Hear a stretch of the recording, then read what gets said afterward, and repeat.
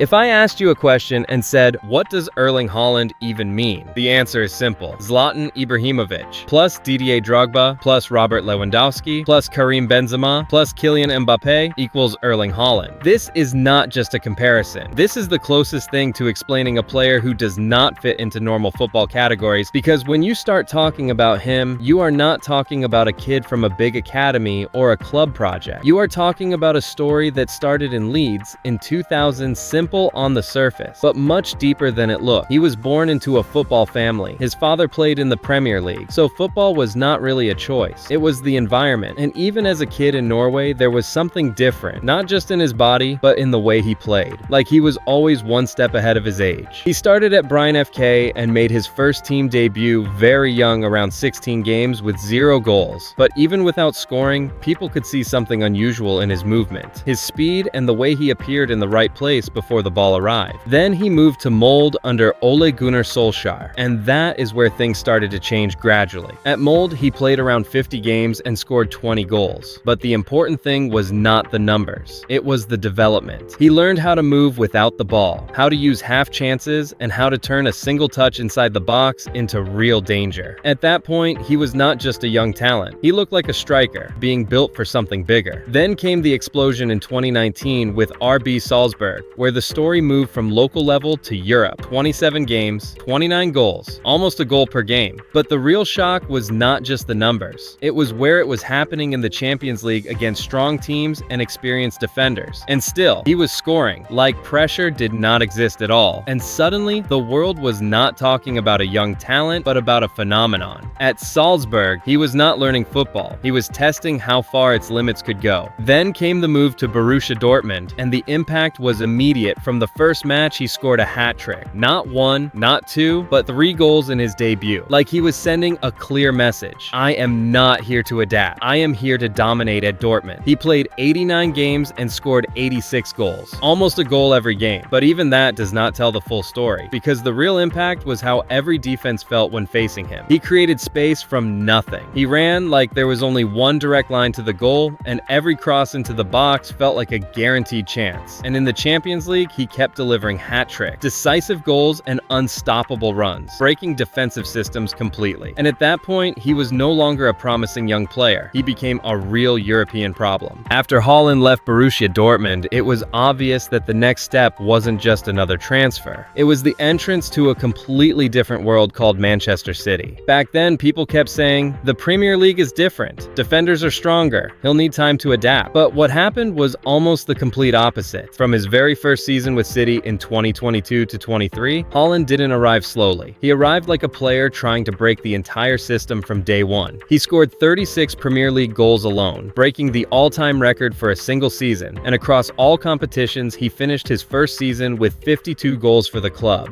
But the scary part wasn't even the numbers. It was the feeling he gave you while watching.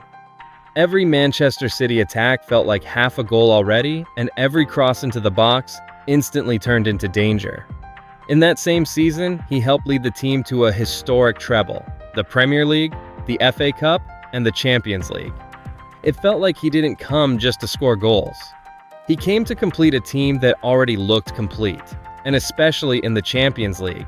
Even when he wasn't scoring every game, he was still decisive in the biggest moments, particularly during the knockout stages.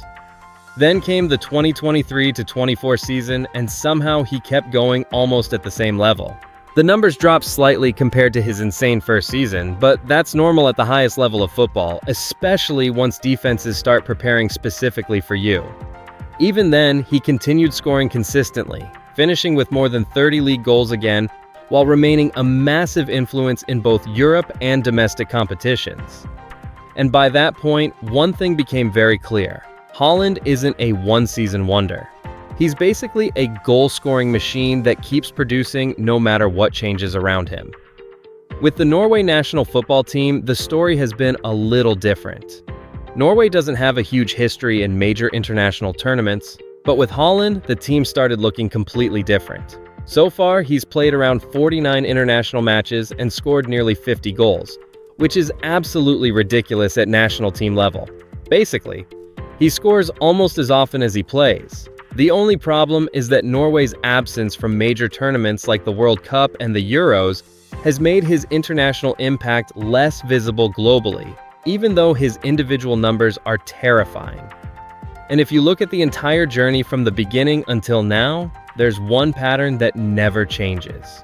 At Brine, it was a quiet beginning. At Molde, it was development. At Salzburg, it was explosion.